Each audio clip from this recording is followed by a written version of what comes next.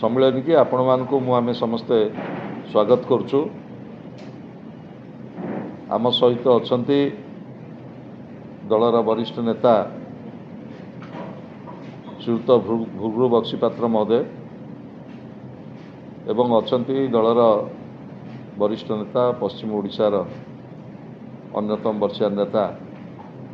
Engineer Rohit पुजारी महोदय। आज जो गुरुत्वपूर्ण प्रसंग रे आमे आपण मानकर दृष्टि आकर्षण करने को चाहूँ ए संपर्क रे पूर्वतन मुख्यमंत्री विरोधी दल नेता विजु जनता दल राज्य सभापति श्रीयुक्त नवीन पट्टनायक महोदय आज ओडिशार मान्यवर मुख्यमंत्री श्रीयुक्त मोहन चरण माझी को चारोटी गुरुत्वपूर्ण प्रसंग रे प्रत्यालाप कर से संपर्क रे व्यापक भाव रे आमे चर्चा आलोचना करने को जाऊँ। गला साधारण निर्वाचन समय रे भारतीय जनता पार्टी सरकार जो निर्वाचन प्रतिश्रुति ओडिशार भोटर भाई भौणी मानक ओडिशार चाषी कूल को देइथिले जे आमे एमएसपी सहित ओडिशार चाषी कूल को इनपुट सब्सिडी दबु एवं बिना कटनी छटनी रे 3100 टंकार धान किणिबु एवं समस्त बिक्री योग्य बड़का धान किणिबु। एक कथा थिला भारतीय जनता पार्टी निर्वाचन प्रतिश्रुति। आज विरोधी दल नेता ए संक्रांत केवल उद्वेग प्रकाश करना ओडिशार जनसाधारण को ओडिशार चाषी कूल को जो भाई भाव में मिथ्या प्रतिश्रुति दे प्रतारणा करा जायछि से संपर्क रे माननीय मुख्यमंत्री की अवगत करिसेंति। अवगत करने सहित दुई तीनोटी गुरुत्वपूर्ण प्रसंग आलोकपात करिसेंति एवं तार शीघ्र समाधान पाई दाबी सहित परामर्श मध्य देइछन्ति। दाबी कौन? ओडिशार चाषी कूल को नूतन सरकार जो कहिथिले आमे एमएसपी दबु 800 टंका इनपुट सब्सिडी दबु। मान्यवर विरोधी दल नेतांकर दाबी जे ओडिशार चाषी कूल को जो आश्वस्त करिथिल आमे समस्त बिक्री योग्य बड़का धान चाषी ठारू किणिबु। विरोधी दल नेतांकर प्रथम दाबी ओडिशार चाषी कूल ठारू समस्त धान किण एवं द्वितीय दाबी जो 69 टंका केंद्र सरकार कृषि विभाग सीएसपी जो एमएसपी बढ़ई 69 टंका जोटा ओडिशार चाषी कूलर आईनगत हक से हक को मध्य प्रदान करा जाऊ एवं निर्वाचन रे जो कथा कहिथिल आमे कटनी छटनी करिबु नाही तमे कटनी छटनी को संपूर्ण भाव में बंद कर। मुझे कही रखा चाहे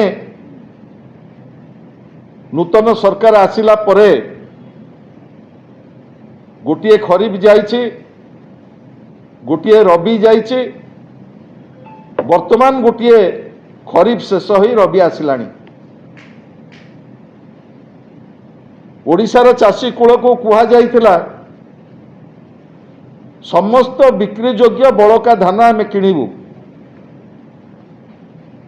ये जो 150 क्विंटाल सिलिंग ये सिलिंग ये चलित खरीफ सीजन रे जो कथा ओडिशार चाषी मान ऊपर लदी दि जाइछि। विरोधी दल नेता श्रीयुत नवीन पट्टनायक दाबी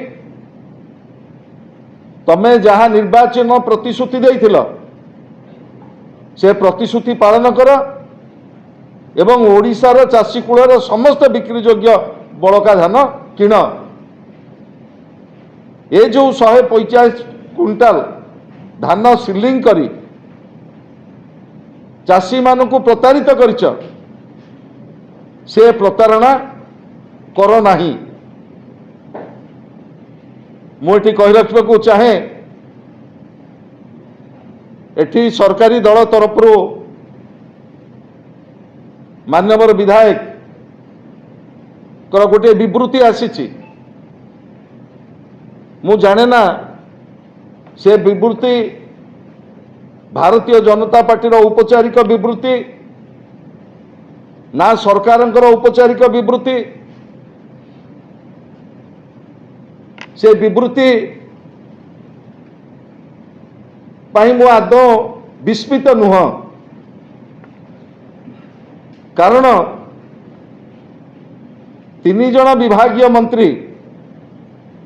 माननीय कृषि मंत्री जी ओडिशार चाषी कूल को कहउचंती नौटंकी करुच एवं समवाय मंत्री कहउचंती आमे 150 क्विंटाल सिलिंग रे रहिबो अधिक किनि परिबो नाही एवं जोगाण मंत्री कहउचंती एफसीआई धान चाउल उठौनी आमे आउ तमे उत्पादन करो नाही।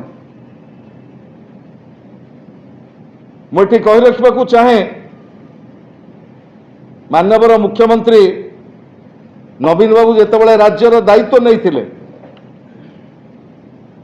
ओडिशार चाषी कूल पाखरे जेतेबेले मिनिमम सपोर्ट प्राइस नथिला 2003-2004 आर्थिक वर्ष रे राज्य सरकार केंद्र कृषि विभाग सहित अनुबंधित हेले ओडिशा विकेंद्रीकृत धान संग्रह व्यवस्था रे सामिल है। से दिन ठारू ओडिशार चाषी कूल को मिनिमम सपोर्ट प्राइस मिलिला जहाँकि पूर्वरु ओडिशार चाषी कूल मिनिमम सपोर्ट प्राइस पाउ नथिले एवं परवर्ती समय रे ओडिशार चाषी कूल कर कष्टलब्ध परिश्रम इंद्रावती ठू आरंभ करी महानदी पर्यंत कोलाब ठू आरंभ करी सुवर्णरेखा पर्यंत नवीन बाबू नेतृत्व रे आयकट बढ़िबा फल रे धान उत्पादन बढ़िला एवं 5 थर आमे कृषि कर्मण पुरस्कार पाइचु उत्पादन पाई एवं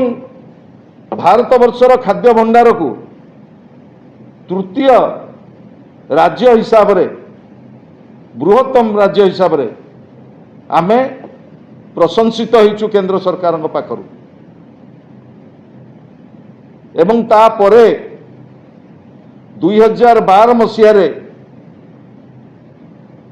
राज्य सरकार तत्कालीन राज्य सरकार नवीन बाबू नेतृत्व रे आरंभ होला पीओएस आमे जो बंटन व्यवस्था तार स्वच्छता आनिबा पई पीओएस सिस्टम लागू करागला एवं 2016 मसीह रे केंद्र सरकार राज्य सरकार को पुरस्कृत कले। ये हला नवीन सरकार उपलब्धि किंतु आज दुर्भाग्यर कथा प्रथमे जेतेबेले ओडिशार चाषी कूल रेजिस्ट्रेशन पाई गले सेतेबेले गोटे कला आईन चाषी मानक ऊपर लदी दिगला वंशावली कथा कहगला एवं सेथिपाई चाषी मानक प्रथम आंदोलन करने को पड़ला तापरे रेजिस्ट्रेशन परे जियो टैग एवं सैटेलाइट सर्वे ना रे हजार हजार चाषी मानक काटी दिगला रेजिस्ट्रेशन वंचित करागला सेथिपाई मध्य चाषी मानक आंदोलन करने को पड़ला एवं जो माने टोकन पाइले से टोकन किभली भाव में व्यवस्थित भाव में धान देवे मंडी रे सेथिपाई मध्य चाषी मानक आंदोलन करने को पड़ला एवं राज्य सरकार जो कथा कही धान देला परे आमे 48 घंटा भितर डीबीटी माध्यम प्राप्य प्रदान करूँ सप्ताह रु 20 दिन 22 दिन पर्यंत चाषी की अपेक्षा करने को पड़ला सेथिपाई मध्य चाषी की आंदोलन करने को पड़ला चाषी की टोकन पाई आंदोलन करने को पड़ला टार्गेट पाई आंदोलन करने को पड़ला पेमेंट पाइबा पाई आंदोलन करने को पड़ला एवं आज मध्य सारा ओडिशा रे हजार हजार मंडी एवं पार्क्स रे क्विंटाल क्विंटाल धान पड़ी रही मुझे दी तीनोटी तथ्य आपण मानक दबाकू चाहूँगी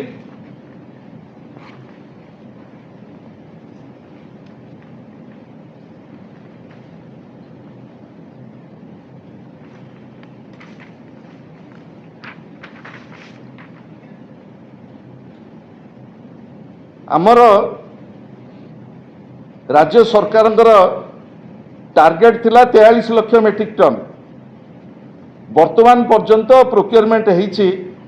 41.96 लाख मेट्रिक टन वर्तमान 57% प्रोक्योरमेंट होईछि आउ तापरे प्रोक्योरमेंट हेई नाही किंतु छत्तीसगढ़ सरकार टार्गेट थिला 80 लाख मेट्रिक टन तांकठरू चाषी उठा है 140 लाख मेट्रिक टन परसेंटेज है 175%। ओडिशार चाषी कूल देइछंती 57%, छत्तीसगढ़ चाषी माने देइछंती 175%। डबल इंजिन सरकार ओडिशार चाषी कूल प्रति यही जो वैमातृक मनोभाव ओडिशा प्रति केंद्र सरकार डबल इंजिन सरकार जो ओडिशार चाषी कूल प्रति अविचार ताकू आपण माने निजे आज अनुध्यान करूँ एवं ओडिशा रे 19.66 लाख चाषी रेजिस्ट्रेशन करिथिला बेले 9.6 लाख चाषी वर्तमान धान बिकिछंती सेटा हला 49%। ता अर्थ 50% चाषी वर्तमान छोट चाषी मध्यम चाषी वर्तमान धान बिक्री करि पारि नांती एवं विशेषकर 4048 मंडी कही बर्तमान 3500 मंडी खोली मंडी मध्य खोला है मु आश्चर्य एठी विभिन्न समय रे मान्यवर मंत्री मानकर जो विवृत्ति आज मान्यवर विधायकों जो विवृत्ति ये ओडिशार चाषी कूल प्रति केवल उपहास नुह भोट नेला परे किभली भाव में ओडिशार चाषी कूल आज प्रतारित होइछंती ताकू आपण माने निजे आज अनुभव करथुबे